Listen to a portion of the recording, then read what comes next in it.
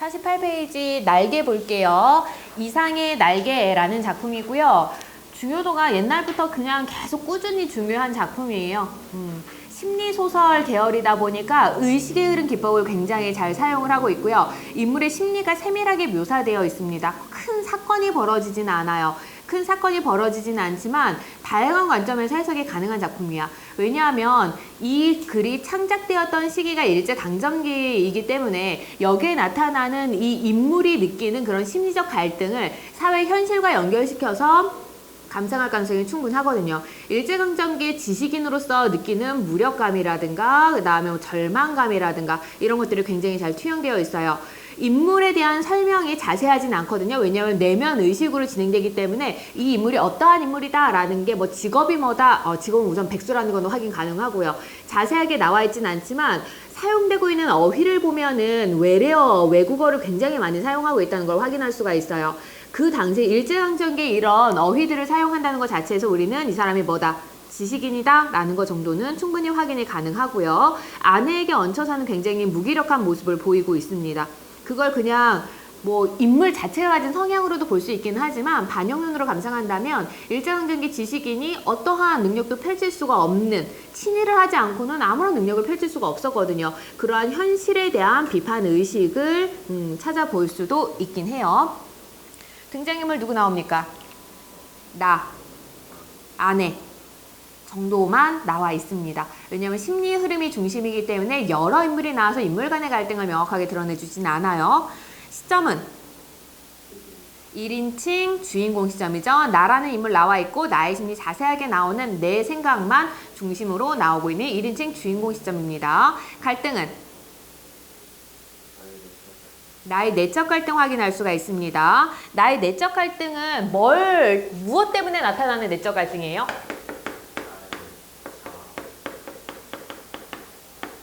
응? 자아가 왜? 자아 실현? 나의 자아 실현이 뭐라고 상징되어서 나타나는데? 날개. 억압되어 있고 무기력하게 그냥 있는 것이 아니라 날개가 돋아서 뭐 하고 싶은 거야? 날고 싶은 거예요. 지금 현섭이는 자아실현이라는 어휘를 사용했는데 뭐 자유라든가 이런 어휘 사용해도 상관없어요. 자유롭게 내가 하고자 하는 것을 하고 싶어 하는 거야. 그 이전까지는 방 안에 갇혀서 돋보기로 안에 그 휴지바 태우고 화장품 냄새 맡고 딱 이 정도의 행동밖에 하지 않거든요. 그래서 무기력에서 어떻게 자아실현과 삶에 대한 의지를 추구하는 것으로 변화되어 가고 있습니다. 심리가. 또 갈등한 게 없어요? 갈등관계는 그것만 나와 있어요? 나와 아내의 갈등도 너네 찾아주셔야 됩니다. 나와 아내는 무엇을 사이에 두고 갈등하고 있어요?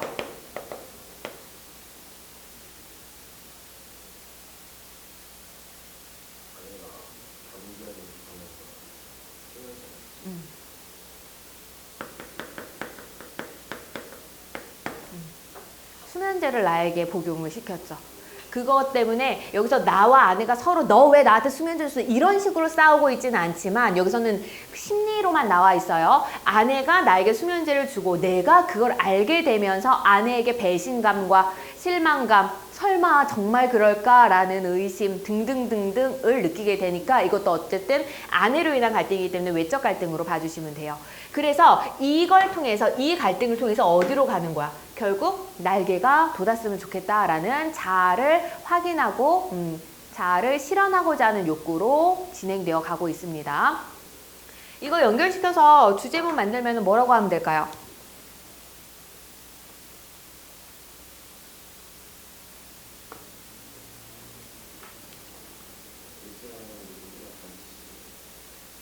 무기력한 지식인이 어떻게 됐어?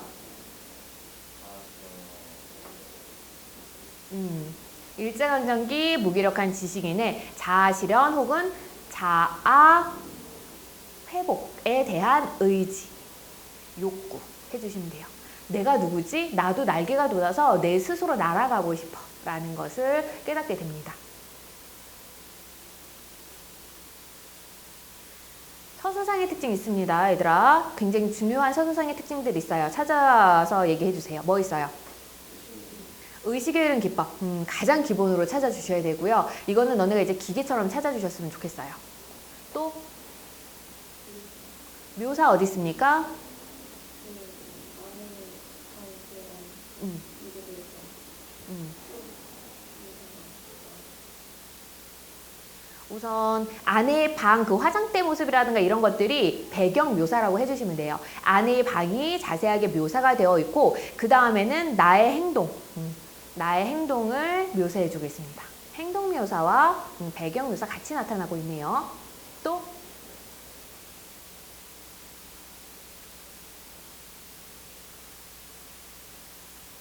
그 어떤 선상의 특징이 있을까요?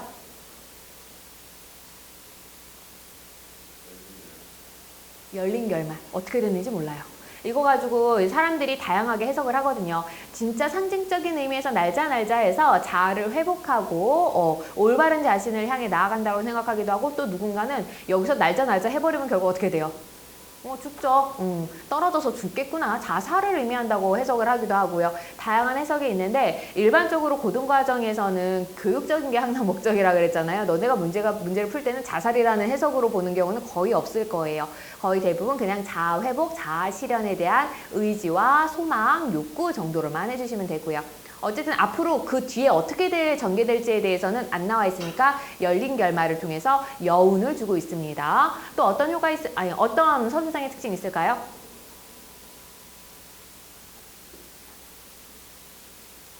상징적인 소재가 굉장히 많이 사용되고 있거든요. 상징적인 소재 여러 가지 중에서 너네가 찾은 것 좀 얘기해 봐봐. 방이 상징적 소재로 기능하고 있어요. 방이 어떤 걸 상징합니까? 나의 처지. 여기서는 나의 운명이라고 직접 말을 하고 있어요. 아랫방과 윗방으로 나뉘어져 있어서 해가 들지 않는 그 윗방이 인물의 처지, 인물의 삶, 인물의 운명을 상징하고 있고 그나마 해가 들어오는 아내의 방도 나타나 있죠. 그리고 두 방이 완벽하게 분리되어 있다는 걸 통해서 아내와 내가 느끼는 뭘 확인할 수 있어요? 심리적 거리감을 확인할 수가 있어요.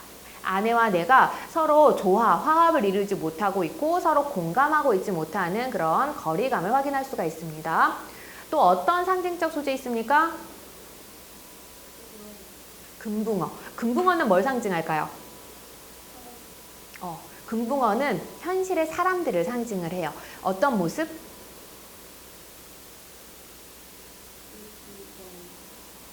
의지가 없는? 왜 의지가 없다고 생각을 해요?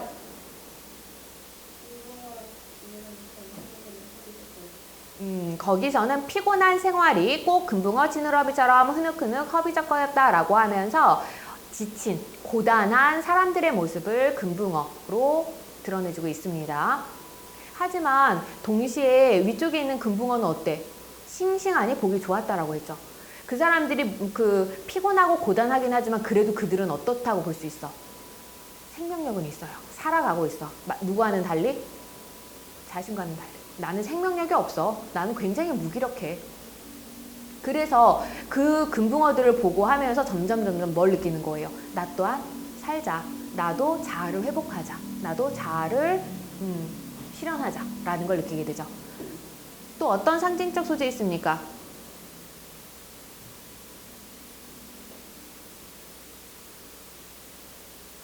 가장 대표적인 상징. 날개. 날개가 자아 실현과 자아 회복을 상징을 하고 있네요. 서술상의 특징 더 찾을 수 있는 거?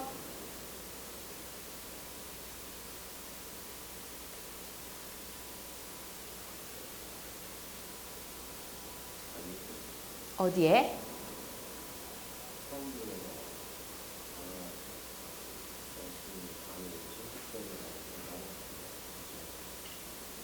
응? 어디?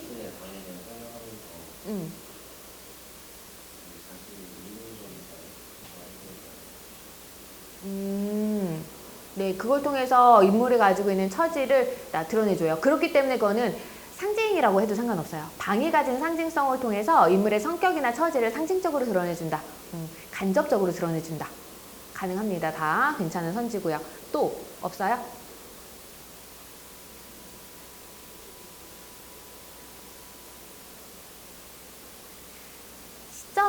시점이 아니라 시제가 과거 시제, 현재 시제 막 섞어 쓰고 있어요.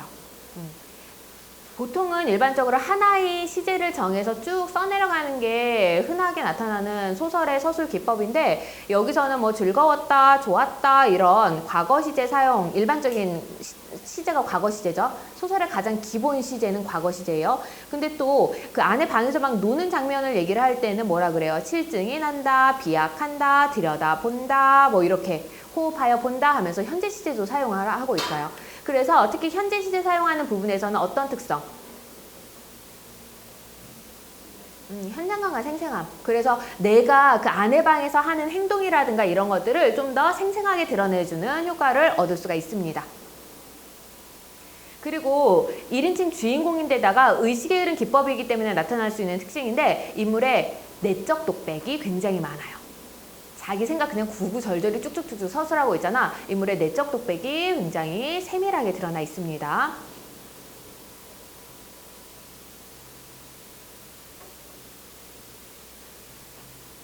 그 정도 찾아주시면 좋을 것 같습니다. 문제 보도록 할게요.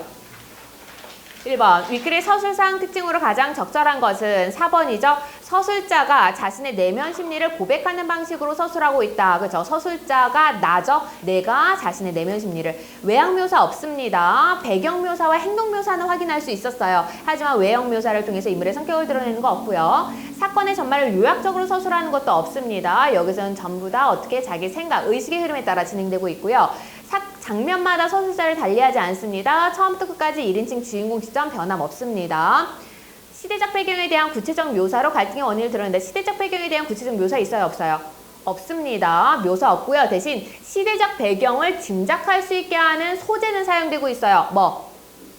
미스코시 옥상, 미스코시 백화점 옥상이라는 걸 통해서 시대적 배경, 지금 없잖아. 일제강점기라는 시대적 배경을 짐작할 수 있게 하는 소재는 있지만 배경 묘사 없고요. 구체적 묘사 없고요. 그게 갈등의 원인으로 드러나 있지도 않습니다. 2번 가에서 다와 관련하여 윗글의 인물에 대한 예로 적절하지 않은 것은 가에 머무는 동안 나는 자신의 처지에 순응하고 있어요. 그러다가 나에서 아내의 물건을 이용한 장난으로 즐거움을 느끼고요. 다에서 나는 아내와의 관계가 회복이 어려움을 깨닫는다. 회복이 어렵다는 거 어디에서 확인 가능해요?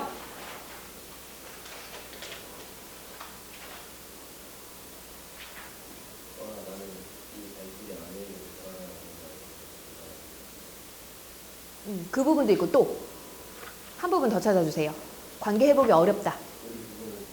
네, 우리 부부는 숙명적으로 발이 맞지 않은 절름발이인 것이다. 숙명적이다. 이건 운명이라는 거예요. 거부할 수 있어 없어? 없어요. 노력한다고 해서 해결되는 게 아니라는 문제예요. 그리고 다에서 나는 가로 복귀하고 싶은 강한 열망을 지닌다. 이게 적절하지 않죠. 다에서는 가로 복귀하면 다시 뭐가 돼? 무기력한 자신으로 가는 거예요. 근데 얘는 무기력한 자신으로 가고 싶지 않아서 날개가 돋아라 하면서 자유를 갈망하고 있습니다. 답은 4번. 가와 나의 분리는 나와 아내의 관계가 원만하지 않음을 암시한다. 그렇죠? 완전히 분리가 되어 있어요. 3번. 보기를 참고하여 위크를 감상한 내용으로 적절하지 않은 것은 잘 읽어보시고요. 가에서 내가 까닭없이 펀둥펀둥 게으르고만 있는 것은 자아를 상실한 무력감에서 비롯된 것으로 볼 수 있다. 맞습니다. 가는 해가 영영 들지 않는 어두운 공간이라는 점에서 희망이 보이지 않는 암울한 내면으로 해석할 수 있고요. 나에서 해가 일시적으로 들었다가 나가버린다는 점에 주목할 때 가에서 나로 이동은 자아가 상실되는 과정으로 이해할 수가 있다. 자아 상실은 어디라고 봐줘야 돼? 가예요. 나는 해가 조금 들어. 그러니까 그 속에서는 그래도 내가 어때? 약간의 자아를 회복하는 거야. 약간의 자아를 회복하니까 뭐 할 수 있는 거야? 거기서 내가 유희를 하는 거예요. 나를 위한 즐거움 뭐 이런 것들을 찾게 돼요. 3번이 적절하지 않고요. 다는 내가 자라온 26해를 회고하며 자신에게 의문을 던지는 공간이라는 점에서 자아 성찰의 공간이다. 맞겠고요. 다에서 정오의 환한 대낮에 불현듯이 겨드랑이가 가렵다고 느끼는 것은 나에게 자아 회복의 의지가 생겼음을 말해주는 것으로도 볼 수가 있습니다.